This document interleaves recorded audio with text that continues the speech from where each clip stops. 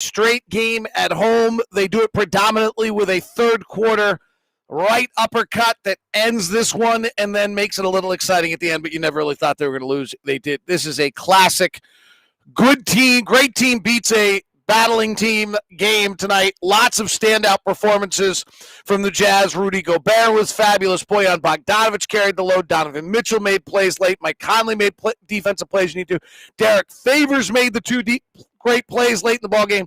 Everyone did a little bit of what they needed to, and the Jazz win a 113-106 game that puts them at a remarkable 37-11 on the season and continues to tell you why this is a great basketball team that is continuing to head toward the number one seed in the Western Conference. We'll talk about it, break it down a little bit more detail. It's all coming up on Postcast. Postcast tonight is brought to you by two great Utah companies, Grip 6 Belts, a Utah company with no flaps, no holes, no extra. It's Grip 6 Belts. Use the promo code LOCKED, and you get 15% off. And also Big Yellow Bag, our friends over at Biograss, the Utah company that lets you make your backyards great. And you're going to wish you had Big Yellow Bag this weekend. 70 degrees and beautiful coming up. Go to BigYellowBag.com. Get $40 off at BigYellowBag.com. All right, let's get to it. The Jazz, 21 wins in a row at home. They lost their first two and then won their two. Took them a little while to get going. The long guards of Chicago, I thought, caused some problems in this game. Satoransky at 6'7", Levine at 6'6", Donovan and Mike started the night 1 of 9 combined, and they weren't really rolling at that point. Rudy was totally dominant. Vucevic came into the ballgame 3 of 19 on 2-point shots against Rudy over the last 2 years. I think he was probably about 0 of 6 tonight in this ballgame, so he's about 3 of, maybe had 1 down low, so probably 4 of his last 25 on 2-point shots against Rudy Gobert. That's incredible because that's an all-star. Zach LaVine came in 7 of his last 22 on shots when Rudy Gobert was the closest defender, wanted no part of Rudy early. That was obvious. In the first quarter, the Jazz led it by 1 at the end of 1. They stretched it out to a 9-point lead at the half, and Rudy was totally dominant. The Bulls were 11 of 33 shooting when Rudy was on the floor in the first half. They were 10 of 14 when he was on the bench. Jazz then stretched it out late in the third. They ran away with this ball game to go up by 15 going into the fourth quarter. Derek Favors was actually fabulous in that stretch and fabulous again in the fourth quarter of the ball game. And at that point, some of the other Jazz players started to heat up a little bit. Mike Conley got going with some plays late in the second quarter. Donovan Mitchell got going. Rudy Gobert, though, tonight, 19 points, 13 rebounds, an assist, 2 block shots on 7 shot attempts. Joe Ingles tonight. If you listen to Locked On Jazz today, I talked about the value of Joe and what he's doing compared to an average player. He's actually the 6th most impactful offensive player in like all of the NBA right now. He used 3 possessions tonight. He scored 9 points. I cannot explain how important that is. Like, it sounds, you look at the box score, you won't even consider thinking of Joe as a major impact on this game. But if you get down to it, 3 possessions should yield you maybe 3.5 points, and it yielded you 9. Like, he's a +5 on what you should get out of those possessions. We won by, 7. Like, I actually could argue that that's the game. Like, when Atlanta won their 60 games and no one understood why, it was because of Kyle Korver. When Miami did what they did last year and no one understood why, it was because of Duncan Robinson. And a lot of reasons why we're doing what we're doing right now is because of Joe Ingles' incredible efficiency in the few possessions he uses every night. Jazz held the Bulls to 7 of 28 from 3 tonight as well. So really impressive performance. Sure, the Bulls came back, but you never thought they were going to win for 1 second. So I found myself, I'll be totally honest, I either found myself unmoved or I was simultaneously calling the game and watching Arizona beat UConn because I was super excited. So who knows? Congratulations, Arizona, 21 in a row at home for the Jazz, says Vandy Man. Let's go. Bojan feels like last year's Bojan the last 2 games. It's nice, says Taylor. Yeah, I mean, he's only 1 of 4 from 3. Tonight, he just was Bogart. They went at Zach LaVine early. They tried to hide LaVine on Bogdanovic early in the game, which was a little surprising to me that they wouldn't try to hide LaVine on Royce O'Neal, but maybe the Jazz were running some actions to create that. And he went into the post. LaVine doesn't want to play defense, and so the Jazz took advantage of that. in that matchup early in the ballgame. And then Bogey got confidence and was aggressive and had to and really had to do that kind of stuff. Alex says, Bogey had an awesome game night. I feel like he's returning to form. Okay, I don't think he's per se returning to form. He was but he was definitely good and more aggressive tonight. This is a sign of all the drama of pandemic and the flight incident will only add to our championship allure, says Ryan. If the Jazz have a championship story, I do think it's all going to go back to the bubble.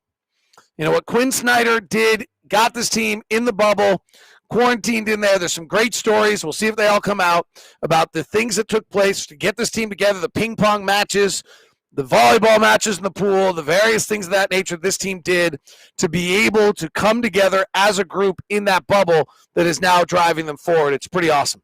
Orlando tomorrow, so they got to keep going. If we win 2 more, does that give us 3 10-game win streaks in the season? If so, that's crazy. Yes, 8 straight. Well, that would also mean we win in Dallas, so that would be crazy. 8 straight, 3 8-game win streaks is pretty remarkable. I mean, I know 10 is a nice, beautiful round number, and we like our round numbers in society, but I think 3 8-game streaks is pretty incredible. Particularly, by the way, 8 games this year is over 10% of the schedule. So we've gone on 3 streaks that are equal to 10% of the schedule. Great win against the middle-of-the-road team, which great teams don't lose. Right, that's it. And you never thought the Jazz were losing tonight. Like, once they went up, it's not like, it got there, it got tight. You're kind of worried. Zach LaVine hit 2 shots in a row, and you got a little nervous that he could go in fuego. That was, but you never really worried. Where are you and Ron, and where are Bowler and Harpering during games? Here. There's Bowler. So there's Bowler. Here's our broadcast setup. They want to know where I am compared. So the seat you see right there is Ron's. I don't know if they can really see this. Here, how about I put this down and bend you this way? So that's Ron's little booth right there. And then that's Bowler's booth. And then Bowler, knock on the glass. See, there's glass in between us. And there's glass in between Bowler, and that's Harpering's booth. And then on road games, we're actually here also calling it just off the big screen. Home games, it's kind of great, actually, if we're totally honest. I mean, home games, okay, so road games are slightly better than getting a root canal at the dentist. And actually, here's how, boy, you'll love this. I was talking with Clay Ogden. Remember Clay Ogden, the great golfer? And he was asking me how this was. I said a road game would be you playing a PGA tour and you didn't get to choose your club. No, even you don't actually, because at least for me on radio, I don't choose my club. I just go with whatever the director moves the next screen to. So I can't even choose my club. I might be 220 yards out and they give me a pitching wedge on the call. I could be talking about Rudy and they go to Donovan and I'm just dead on the air. Home games, if we're really honest about it, are this is the Taj Mahal because we are now on a row with 4 people where we used to have 14. So this is kind of great. I'm decked out. I got cinnamon gummy bears and I got La Colombe coffees and I got a printer and 3 monitors and home games are great. You didn't really care about that because the Jazz are 37-11, so you don't care about anything. Are the Lakers going to try to attack us with AD like the Bulls attacked us with Thad Young? Yeah, probably. Here's the thing. If you listen to Locked On Jazz today, I don't want to rain on anyone's parade, but if you listen to Locked On Jazz today, when I broke it down, the Lakers, the Clippers, the Jazz, the Nuggets, and the Suns are all about average, about the same.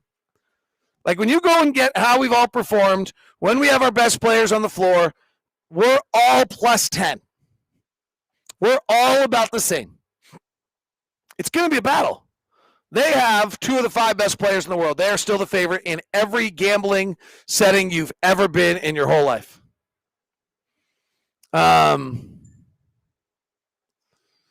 Adam says, missing a game made Don human tonight. Not sure what that means. He wasn't great. He wasn't great. He didn't make his shots early. Bogey looked good. Can we please stop the sidestep 3, though? Why? See you, Bowler. What do you want instead of the sidestep 3? I'd rather him just pull for 3, but what would you rather have? I don't want him driving to the basket. I'd rather him shooting a 3. So I think that's